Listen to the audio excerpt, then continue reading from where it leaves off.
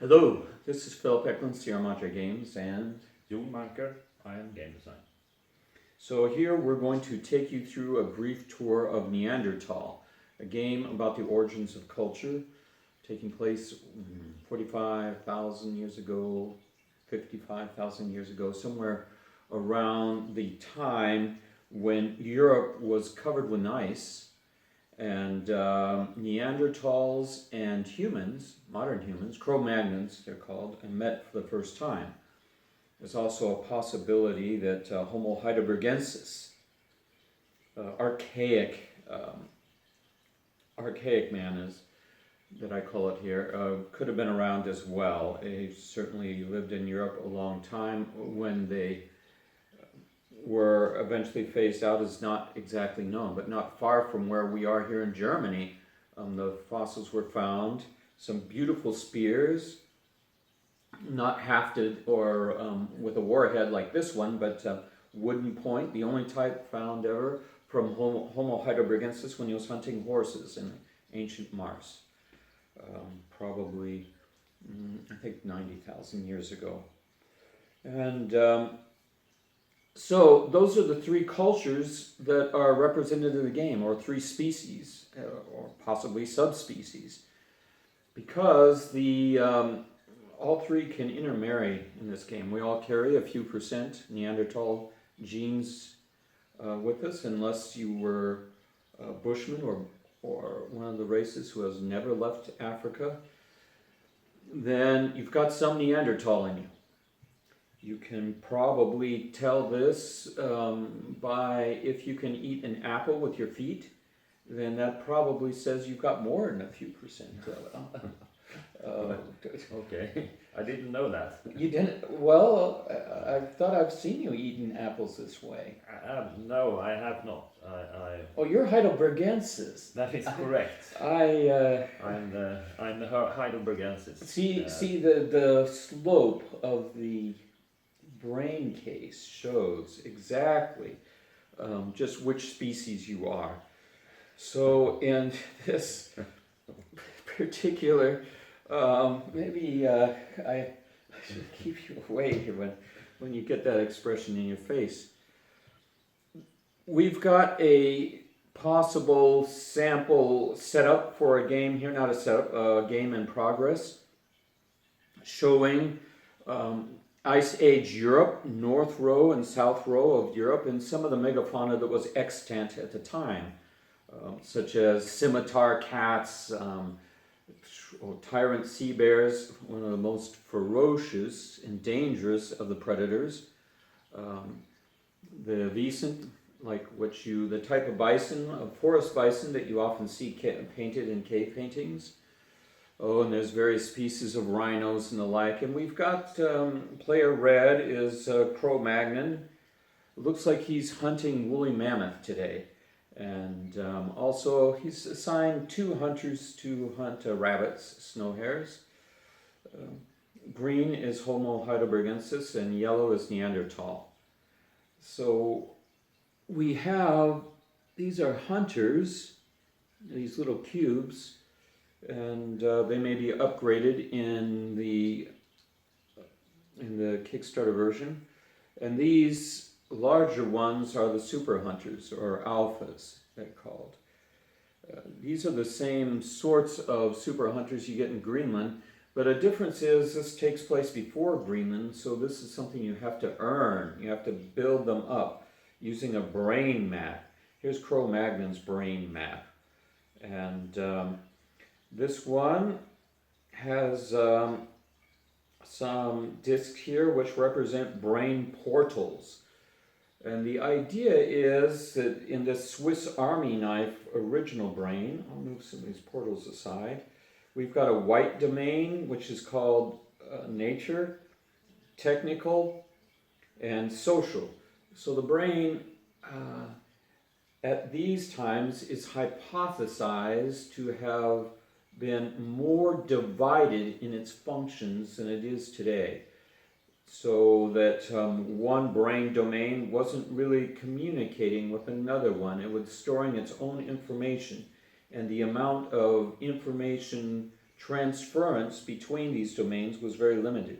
I got this from this book by Stephen Menton, Prehistory of the Mind. It's a really great book, and it's got illustrations in here. For instance, here's an illustration of the skull of Neanderthal, and it shows the three domains and how much they overlapped, which is not much in Neanderthal. This is the language, social intelligence, technical intelligence, and natural history intelligence. We've got other diagrams here for, I believe this is Homo erectus, so even more primitive mind. So the idea is that because you do not have cognitive fluidity, you don't flow between the domains very much, you can bridge those using vocabulary. And discs represent vocabulary in the game. You go ahead and place these discs. Once you learn a word, then the word can be shared between domains, and you get unexpected results from this transference of ideas within the mind. Now, in the orange ones are social vocabulary. So anything, any words like personal names or something else like that helps you in your social status, your social roles in society. Black is technical, mainly the knapping of stones in this, such as this beautiful hand axe. This is a very ancient technology, much older than what the game represents. In fact, the Cultural Revolution that occurred during when this game takes place drove this technology extinct. This was the last we saw the hand axes, which had lasted 1 million years, longer than any other tool in human experience. White is natural history information, or words, not information. Words that you learn for tracking and trapping and figuring out the weather and the seasons and how to catch prey, find prey in a hunting species in Ice Age Europe. So we follow a sequence of play, pretty much like Greenland, where we go through an event phase, and so we'll take this first event, and we do the event half of it first. You see it's divided into two halves. There's an event part and a daughter part. And we do the event side first, and we'll flip it over for the daughter. And the event, in this case, has a few icons here, and we use a little decoder on the back of that, a Rosetta Stone to be able to tell what happened this turn. It happens to all the players. Then we have a little player order sequence, so we can see that the first player is player green. That's you this time. That's me, Heidelbergensis. Heidelbergensis. Then we auction off the daughter, and this daughter is called Carrying Woman.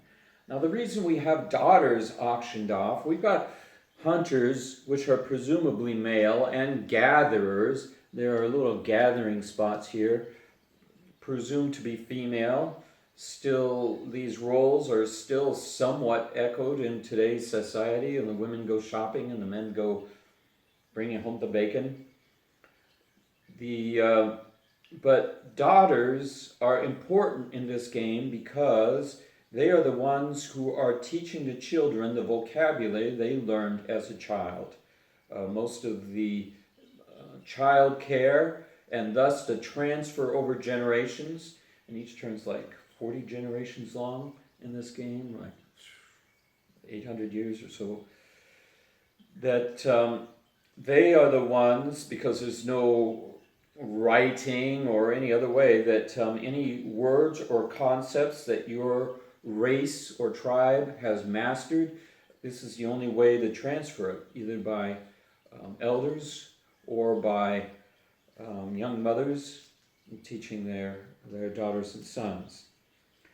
So vocabulary is really very important. We also have what's called mating. what's it called, mating selection, or Did you talk about the white one? did I talk about the white one? Maybe I didn't. White ones are natural history. No, the black one. The black one is technical, like this. Yeah, okay. And orange is social. And mating strategies, that's what these are called. Yes. Mating strategies. There's 3 types of mating strategies. Pair bonding, this is like monogamy, where you mate for life, or are fairly faithful to a single spouse. And this gives the opportunity for exacting care of a child that's more or less yours and in your family.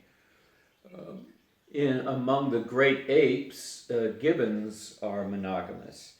Or we have promiscuous, like this one.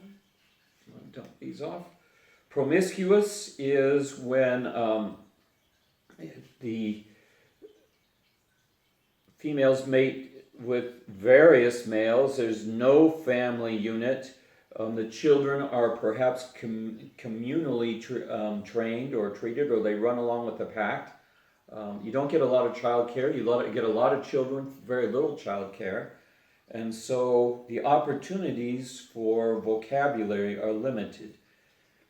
Now, you start with a fixed number of vocabulary discs, and they have to be allocated throughout your term. And the promiscuous strategy has a disadvantage in that it takes vocabulary out of circulation, so to speak. This little number 2 and this number 2 means that 2 of each type of vocabulary are sequestered and out of circulation in your tribe. Promiscuous has other advantages in as much as there are simply more of them, and they can do a lot of gathering, much more than the other species, and bring home a fixed income from gathering, while the hunting is kind of spotty. It's hit or miss sort of thing. You might get a mammoth and eat well, but then next month maybe it's not so good. So this is more of a fixed income type strategy, among the great apes, chimpanzees are promiscuous. And then the last one is harem holding. Harem holding is like gorillas, and so you have one male, many females. You got the silverback, and this is sort of, as far as vocabulary is concerned, this is rather intermediate between the promiscuous and monogamous strategies. So you get to pick. You're assigned a card randomly at the beginning, but you get to pick between 2 options on that card for your mating strategy. I've got a daughter here in this game in progress. It's the paintress. And one of my own tribesmen has married the paintress. This little marriage area here, you put Hunter here to show that she's married. And when you've got pair bonding, like I do, then you really have to, she's got to be married in order to unlock her powers. And she's got powers both during phase 4 and phase 6, portal power and a special power. In this case, 1 less die is needed for domestication success. Animal whispering. Whispering, yes. So she's, my own daughter was in a pony, so maybe this was inspiration. Yeah. And your daughter too. She likes horses too. She likes horses, but she also likes stones. Oh yeah, she likes stones a lot. She's a little stone collector, and she even use stones. Yes, I have some stones in my collection that Anna has given me. Yeah. That's for sure. So when you take an event, this is the first phase, and you go through the events, then we go through a little auction process to try to get the daughter. And the daughters really are kind of the heart and soul of the game. They give you your abilities. They're allowed to assign your discs and mature. They help mature your budding elders in or hunters. in your game. So they usually go for a pretty good price. Now each player has their own repertoire of vocabulary, and let's just say that you and I are bidding on the caring woman. Oh, she's got empathy. She wins auction ties. Yeah, if you're tied, she gets you. And also, you can place a Venus portal. Your Venus portal is there. You've only got one. You can get a second one you'll be able to place the second one as an action if you were to get the caring woman. So, what do you think? I'm going to bid one social vocabulary. Now you're only allowed on the caring woman, because of her precondition here, to bid social vocabulary. Caring woman's a very social creature. So she can only flourish if dedicated social words are allocated to. And this is you can see the icon here showing if it's orange, black or white. And sometimes there are two different of them that works for bidding for this woman. Well, since I am promiscuous and Homo heidelbergensis still has a bit to do here in the brain, I think I don't have so much to bid with because of this promiscuity, but I will bid my two and try to. I hope he two. won't bid 3 because that's very expensive. Yeah, so that's about all the social skills you have are invested in one invested, woman. Yes, and I've been told you don't have hardly any social skills to begin with. Well, I think that's more of a fantasy of yours. I see. Well, I'm going to capitulate immediately here. Excellent. So the caring woman is now yours. And notice that the bid. Yay. Okay. This is speaking of fantasy. I mean, is there really such a thing as a? It is absolutely so. Okay. I'm yes. totally positive. All right. So everything you bid upon the caring woman is left upon her. This means you're going to have to clear these discs off to mature the caring woman. Her whole idea of caring is something that really has to set a while in your tribe to experiment until it finds its way. So by removing these by Neolexia actions and returning them down here, you can gradually unleash the power of caring, as so to speak. So we now jump to the hunter assignment phase, and I've already set out some hunters here. It looks like Cro-Magnon's doing woolly mammoth hunt, and we've got red deer here that looks like plenty for a red deer. Red deer, by the way, is the Neanderthals' #1 prey item, judging from remains left at Neanderthal sites. So we've assigned our hunters. We simply take them from our unassigned pool and place them out here. In this case, I'll mention that Wanderlust is a possible event. This is where you don't have enough leadership capacity in your tribe to hold your tribe together, and during a bad event or times of stress, some of them wander off into other tribes and get assimilated. And here I've entrained, and I've got another one out here that's been assigned to woolly mammoth, and I'm afraid to tell you, he's in the front line. He's supposed to be distracting the woolly mammoths while the others sneak up behind him. Why am I not surprised? So, yes. Fortunately, there are many of us. Yes, there are many of the promiscuous heidelbergensis. So, after assignment comes negotiate, attacks, and gathering.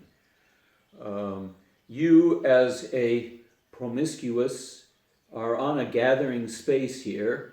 It looks like burdocks. You're gathering burdocks because you have hunters on a gathering, the little basket icon, I suppose. This means that we're going to give you, I think, one automatically here. And we'll add this to your unassigned hunters. If we had something contested, like we were fighting over the rabbit, the snow hare, me and Neanderthal, we'd have to go through a little attack procedure to see who wins, and it might be, or you can negotiate. Now you're only allowed to negotiate. We start vocal here, but if you're not up to a tribal stage yet, all you're allowed to, by the ook rule, all you're allowed to say during negotiations is ook or ook ook. Yes. No, ook. Okay, good. And order? Ook ook. Okay, all right. So you've mastered the entire repertoire of Heidelbergensis language with this. This is valuable information that you can use the rest of your life. And and now we're going to make a hunt roll. So I'm going to mention that the alpha normally is a hunter that always wins, but you don't automatically get the alpha. In order to have alpha powers, you have to have a mature alpha or mature napper, warrior, or trapper. So there's 3 types of alphas in this game. There's not just one, there's 3 types. And you can, a single alpha could be all 3. But at the moment, I have and to understand this, you have to think Obi-Wan Kenobi and Luke Skywalker, okay? Yeah. my thought exactly. Okay, exactly. So Now, are you Obi-Wan or Luke in this context? in this context, my elder here, my napping elder is Obi-Wan Kenobi. Well, here he's immature. I have to first, during my phase 6, elder phase, I have to remove this immature disc, add it to my vocabulary, because if it's got a disc underneath it, then he's in training. He's trying to learn how to speak. A little like the daughters have discs on them. Yeah, the discs are also immature if they have discs on. I mean, the daughters are also immature if they have discs on them. So this fire starter is immature. Until I remove this, then he's fully unlocked. But when I first assign him, I put an immature disc underneath him. And the disc color should match the color of the little circle. That's right. Yeah, that's right. I also wanted to mention, you said we are not tribal, we are vocal, and that depends on which side of this placard you have. The Neanderthal over here are tribal, whereas this is vocal wherever I'm start. Yeah, so this is the starting, and once you get all the portals in your brain, you've got full cognitive fluidity, then all your words can be exchanged among themselves. Then you flip this over to the tribal side. So you are now tribal. And we haven't quite got there yet. Ook. But yes, my ook exactly.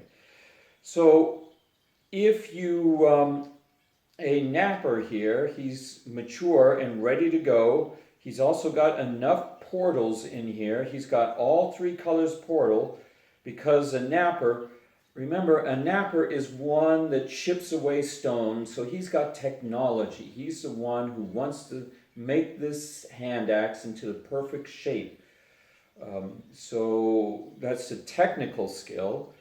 So once I have Obi-Wan Kenobi all fully equipped, he's got his social skills, he's got his technical portal, and he's got his natural history portal. He's got all 3 colors.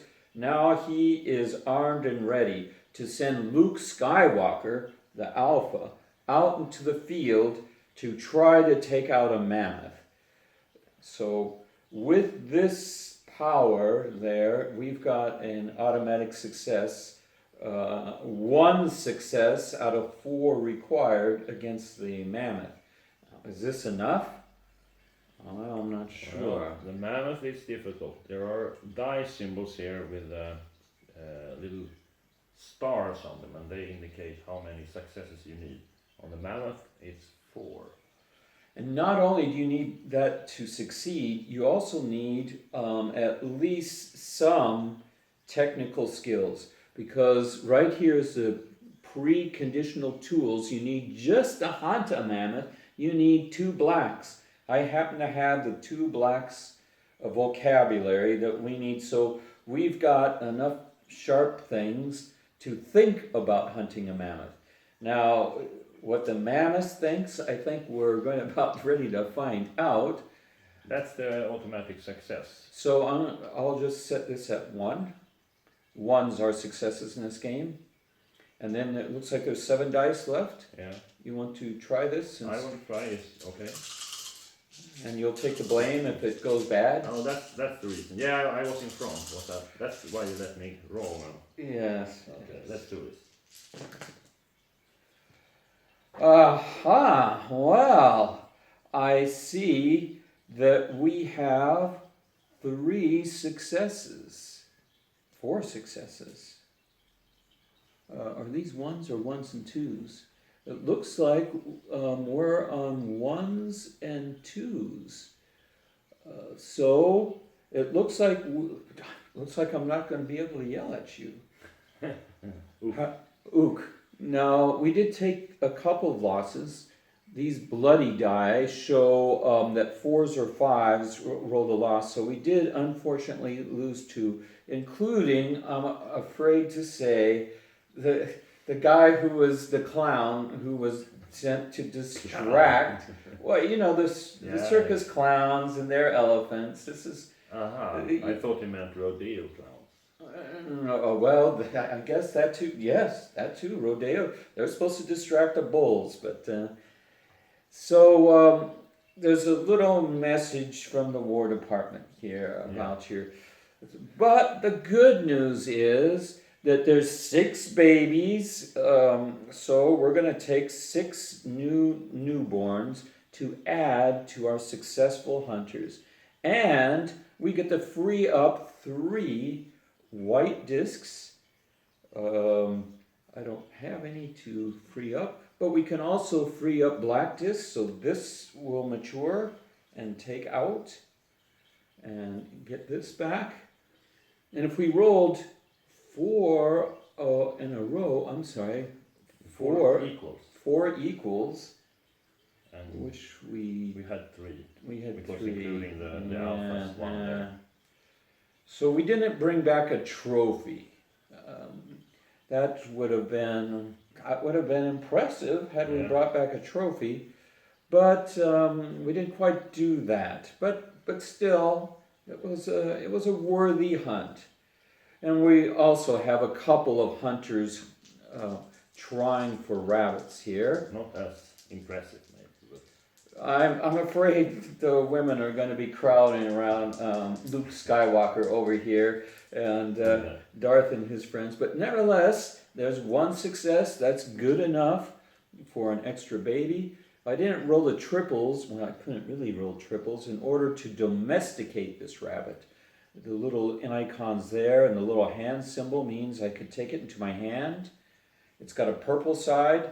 So with help from an elder, another Obi-Wan of some sort, maybe we could start having pet rabbits, and every turn we would get be able to get white vocabulary, natural history vocabulary from having pet rabbits. so if you're petting around with rabbits for having pet rabbits for 800 years, you gain a little bit of knowledge. Exactly. Yeah, a little bit of knowledge, a little bit of vocabulary. Also, the honeybees can also attempt to be domesticated. You want to roll for them? Yeah, sure. It's Neanderthal is trying to get something out of them, and there is no prerequisites other than you just need to roll. And, Yep, no prerequisites for it. I did have for the bunny, I had to have at least some natural history vocabulary in order to go after them. Yeah, and if I roll just one success here, it's gonna give me an orange disc. But what he's really trying for is the Trying for the triples. triple, because there's so many people there, so that's the obvious attempt. And we have No successes, and 2 hunters got stung to death. oh man, they didn't even succeed once, and 2 died from. This was epic fail. I must say. So they go hunt to the village and have to report that 2 of the hunters are no more. Yeah. These are the dead pile, and the living pile are there. But this one is guaranteed a success because there's only 1 success noted. He's got the prerequisites of white and orange, so we'll automatically get 2 new babies. Replace the 2 that got stung to death. Will be Painfully. coming back, and he also gets to free up an orange disc. So if he had an Obi-Wan, an elder here in the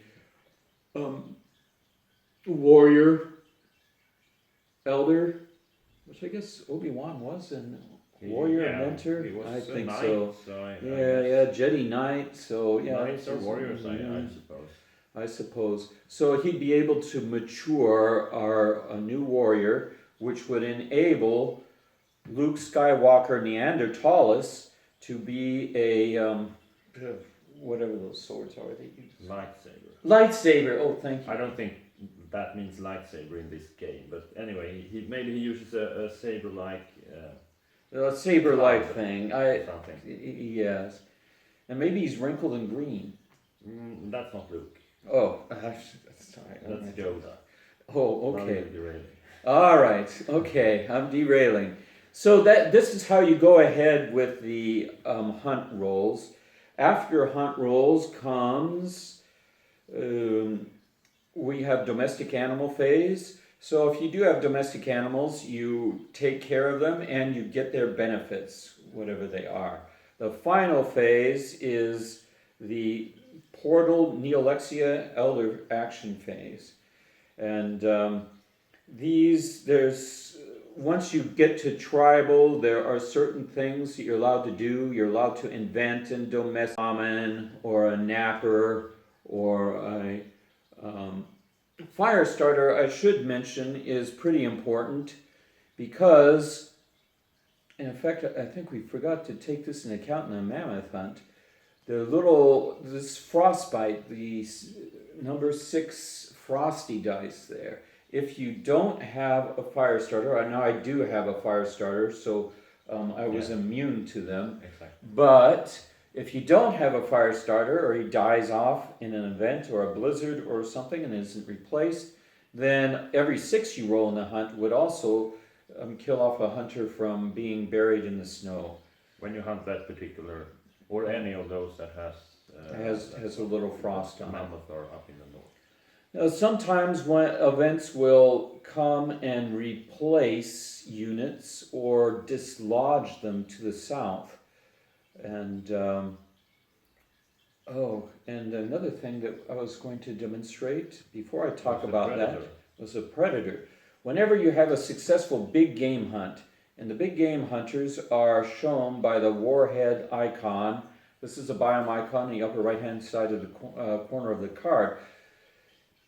In a big game hunt, if you are successful, as we were, then I'm going to replace some of these out here. Then it will attract predators. So this is effectively a second hunt. First, you hunt the woolly mammoth. Now you're doing your victory dance, and suddenly the closest predator to you will be automatically transfer itself over to here. The red icon in the corner are predators. We've got the tyrant sea bear, one of the worst of the predators from the Cro-Magnon point of view. Yeah. And the scimitar cat. That is fortunately closer, so That's fortunately for us closer, and also he can't cross the ice either. Oh, there's ice, true. Yeah. So he would come over here, and our surviving hunters would have to make a new hunt roll, and maybe they would be successful against his cat too, and get more victory points, Might more. be. More. I'm going to let you roll again just to redeem yourself. And we have an Now, before we do this, this is a club, so you need to have a warrior, which I don't have. So he's going to. Luke Skywalker has just a normal, ordinary hunter in this case when the cat comes. So without an Obi-Wan in this case, they're all probably going to say, "Run away! Run away!"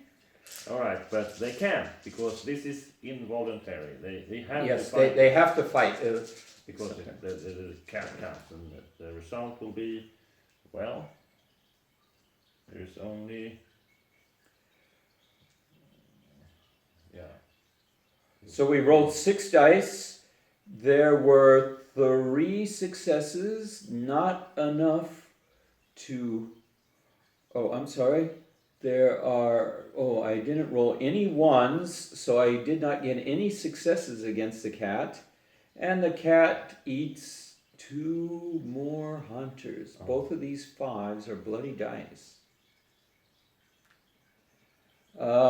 Okay, so our ranks are a little bit depleted here, but they did gain experience, vocabulary experience for our tribe. And you did gain, remember that? Oh, yeah, we we 6 babies from 6 babies. So actually, we managed to maintain ourselves despite ferocious losses, and it's possible the cats also getting experience from all this as well. Yeah, they might start talking soon. They may well. So this is Neanderthal. You get points from some of these trophies, and you also get points at the end. We should mention that you get points depending on whether or not you're promiscuous, harem holding, or pair bonding. So, and for pair bonding, I'll just list out the points. For every hunter you've got surviving at the end, that's hasn't been eaten, you get 1 point. For every alpha, for every Luke, you get 3 points. For every elder you have on your elder sheet or here, you get 2 points. You've got 3 for every husband you've got married to a daughter. And I think I had a husband here. Every daughter you've managed to maintain is worth 1 point. Every trophy is worth 2 points each. Animal domestications worth 4. Inventions worth 3. And vocabulary discs are worth 1. And this differs then. So what you have here is what you need to keep a look at. Concentrate on. That's an important thing it's something you easily miss the first time you play it. But such as in this case, the alpha is worth 4 here for the promiscuous. Yeah, a lot more. A little more. And if you have a husband, it's only 1 because they don't care. Yeah, they don't care about, it looks like they don't care about elders in a promiscuous tribe or husbands or daughters. But man, trophies are pretty important. Trophies are. And so, yeah, you try to get your victory based upon your mating scheme strategies for your tribe. And that's kind of cool. Yeah, and you usually try to get your language going here, and it's important to get tribal also before you. Yes, it's a good idea to get tribal. This gives you the opportunity for more elders. Now you don't have to go tribal to win the game, no. And often promiscuous does very well. just as vocal, just doing ook ook during the whole game. I mean, Yeah, that's but there's another strategy just too. by doing ook ook. the Just whole by game. doing ook ook. Now you're always putting something into this that wasn't intended. And, You're the one talking. No, ook ook. Ook. But there is a strategy by which, if you are in chaos, you can change your mating strategy. If you're, and oftentimes I see that you switch to monogamy late in the game with the promiscuous. You get a lot of advantages in promiscuous early if you're able to go into chaos, which sounds like a bad thing, but is good for changing the basics of a tribe going into chaos. And that would allow you to become, get all the advantages of both mating strategies. Maybe to change to the one. Change other to the one. It'd be like being a wild teenager and then in your middle years finding a loving, caring woman. I had a caring woman here going, so. Might be Yeah, strategy. I should have bid more for that I think caring so, I woman. think so, I yeah. think so. Looking Oh. good for Heide Pegansis. Yeah, it is. Aside from the clown. Yeah. The clown is gone. Oh, I see. Maybe we should say something about this, because I know that's Oh, sometimes all right. misunderstood, how things external or are pushed away. How they are pushed away. So I'll mention that if you have this global cooling, which is a yellow icon, and we had that on our last. This is on the event cards. It's on the event. It's an event. A global cooling means that we're going to take something cold from the north row and we put it on one of these cards, and that shoves that card south. So first I'll answer, which card is it? Well, you have to look at the climax. Small numbers. up in the Yeah, right so that's corner. 12, 28, 32, 9. Right. Looks like it's the Tyrant Sea Bear. The lowest. So it's the lowest number. That means that he's going to be the one that's migrating. So as the ice age deepens, more ice comes into the world, and the backs of all the cards, the front has something on it, but the backs are used as an ice sheet. So we'll shove this down here. So in other words, it's gotten colder, the ice is coming down, the Tyrant Sea Bear is still around, and he's still living on the edge of the habitable ice sheet. But down here, the cave hyena, who depends on somewhat warm conditions, he's going to be forced out of the picture altogether. Maybe he goes to Africa. Because this is Europe. Leaves the story anyway. He leaves the story. So that's how things develop here, and it could get, if the ice age really deepens, we could have a solid bank of ice. It even gets to, ice comes down to southern Europe. I know here in Germany, this part, even though I'm in southern Germany here, this part was under ice, all the way from the Alps. So yes, we talk about climate change and changes like that. Well, that's a pretty drastic change to have these forests and woods around here substituted with a couple kilometers of ice topped with an uninhabitable arid barrens. So this is Neanderthal. It concentrates on cognitive fluidity, concept formation, use of vocabulary, to become fully human. And the daughters explore things like what is the value of storytelling or even jokes. First jokes and laughing daughter. Yeah, laughing daughter. The first personal names. She's actually here, one of the previous. Laughing woman. Yeah. Grieving woman. Grieving woman. To remember the dead and remember what they taught you is really important. This was the time of the first gravestones. this very short period of time. It's only a few thousand years compared to the millions of years that humans have been around. You have to picture that for 1 million years there was no sign of any kind of culture whatsoever. There was no art, no music, no cave paintings, no necklaces, no body adornment. There were primitive stone tools, but they never changed. They remained constant over all this time. Then suddenly, after all this time, bang, crash, things changed. They're painting their bodies, they're building multi-component tools, they're whittling bone for the first time. They've always concentrated on just stone. They're twining, they're doing art, they're actually putting handprints on the wall for mysterious reasons. Red ochre on the body. There's all sorts of signs that something dramatic has occurred utterly suddenly. Their brains had been huge for millennia. Almost 1,000,000 years. Yeah, almost 1 million years. They were fully modern physically. What were they using those huge brains for? It left no trace in the archaeological record, nothing.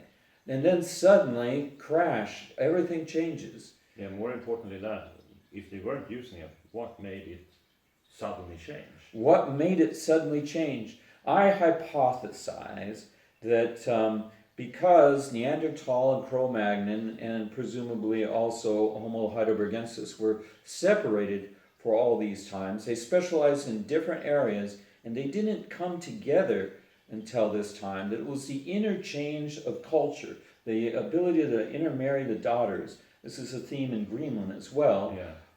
That this caused a cultural explosion. And it occurred both in Neanderthal and Cro-Magnon.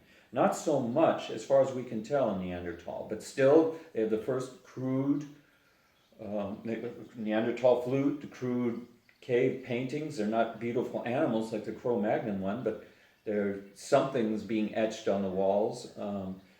So there's something, some sort of thing occurred. And it's possible that through all those millions of years of big brains, that was helping them with some kind of social hierarchy that didn't show up in the archaeological record. But and all it took was a spark, maybe one hybrid child with a Neanderthal father or a Cro-Magnon mother, or the other way around, that inherited both these attributes that caused us the way we are today. And in any way it occurred, now playing this game is where you get to play this certain dramatic special event in the history of humans. Those certain years where this happened for some reason. Yeah, I agree. Yeah, and it's in here in the game's mechanics. Yeah. The answer is here. The answer is here. The Well, answer you is in can. there. The answer is in there. You can reproduce. At least you can recreate the conditions and see how well you do in this, and see how well the game's premises and hypothesis stand up to what we know, and what we guess. Okay. Well, thank you, James. Thank you.